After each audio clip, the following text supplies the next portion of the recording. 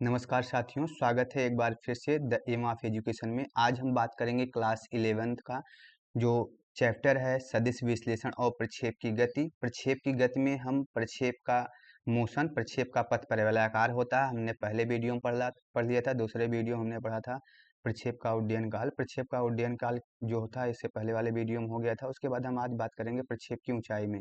प्रक्षेप की ऊंचाई में जो वीडियो है, इस वीडियो को देखिए। इसमें क्या है कि जब हम किसी पिंड को अपने सामने की ओर फेंकते हैं तो जो मैक्सिमम हाइट जो तय करता है उसको बोलते हैं प्रक्षेप की ऊंचाई।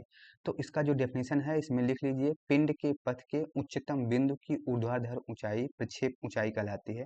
मतलब जितना सबसे ऊपर जो जाएगा वही ऊंचाई उसकी नीचे से जहाँ से आप फेंके रहेंगे वहां से आप नापेंगे तो जो सबसे ऊपर डिस्टेंस होगी तय करेगा वही उसकी क्या होती ऊंचाई होती है। अब इसका फार्मूला हमें प्रूव करना है तो लिखते हैं, माना कि पिंड उच्चतम बिंदु P की ऊर्ध्वाधर ऊंचाई h है, यानी जो P तक है इसकी मैक्सिमम ऊंचाई है P, वह ऊर्ध्वाधर कितनी ऊंचाई है h है।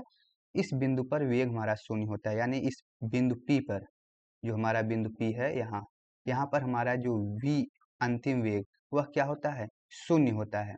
क्यों? क्योंकि कुछ समय के लिए पार्टिकल यहाँ रुकेगा, उसके बाद रुकने के बाद वह नीचे की तरफ जाएगा। तो उसको हमें यहाँ फार्मूला लगाना है। फार्मूला लगा करके हम क्या करेंगे, सॉल्व कर लेंगे। तो पहले हम क्या करेंगे, O से A तक ऊर्ध्वाधर गति लेंगे। O से P तक, सॉरी, O से P तक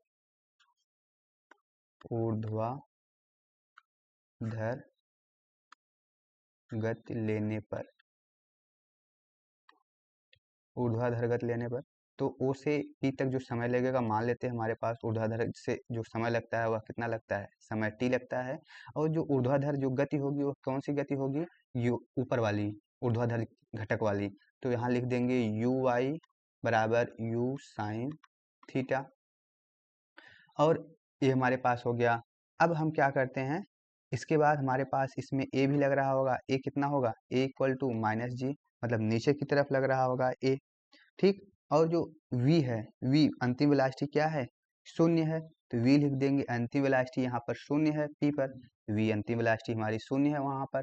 उसके बाद हम क्या कर देंगे, हमारे पास होगा ये मैक्सिमम कितना विस्थापन होता है इसका, यस इक्वल टू कितना जाता है यहाँ एच विस्थापन होता है, नहीं ऊपर की तरफ, ऊपर की तरफ कितना विस्थापन होता है, एच विस्थापन होता है।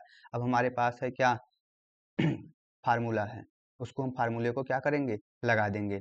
क्या फार्मूला है, इक्वेशन होता है गति का समीकरण जो होता है, उस गति के समीकरण लगाएंगे, v square equal to u square plus 2a।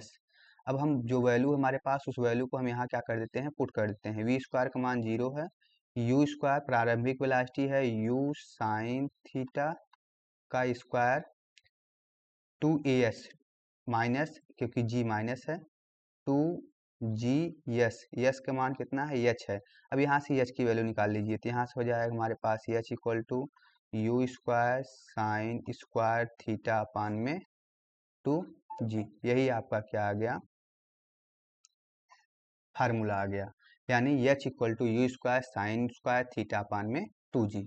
ये रहा आपका समीकरण। मतलब जब भी कोई पार्टिकल ऊपर की तरफ, सामने की तरफ फेंकते हैं तो कितने ऊपर तक जाएगा, मतलब वो जमीन से कितनी ऊपर तक जाएगा, इसका हम एच मैक्सिमम निकालते हैं। एच मैक्सिमम निकालने के लिए हम क्या करते हैं, इसको थोड़ा और ऊपर करते हैं, ठीक है ना।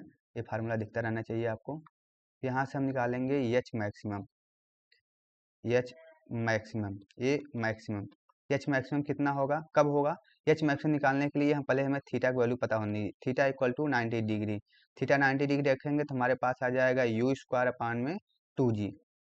इसको बोलते हैं महत्तम ऊंचाई। एच मैक्सिमम मतलब उसकी अधिकतम ऊंचाई कितनी जाएगी, थीटा इक्वल टू 90 डिग्री। यही जो हाई जंप होता है, H I G, high jump में, हाई जंप में जो स्टूडेंट होते हैं जब ऊंची कूद कूदते हैं तो जो जमीन होती है, जमीन से वो अपने बॉडी से कितना 90 डिग्री कोण बनाते हैं। जितना अच्छा 90 डिग्री कोण बनेगा उतना ऊपर वो उठ जाएंगे। और जो उनको कूदना होता है, जो डांकना होता है, उसको वो डांक करके आगे वो गिर जाएंगे। थीटा अगर 90 डिग्री है तब, क्योंकि साइन थीटा 90 अंश, साइन 90 अंश का मान होता है 1, साइन 0 0, साइन 90 अंश 1। जब ये 1 होगा और बाकी सब में 1 से क्या होता है, जितने भी थीटा होंगे 30 60 45 चाहे जितने होंगे, सब में एक से क्या होगी, वैल्यू कम होगी। लेकिन जो 90 अंश होता है, 90 अंश में थीटा का मान क्या होता है, सबसे अधिक होता है, यानी जो एच मैक्सिमम होगा यू स्क्वायर अपॉन 2g होगा।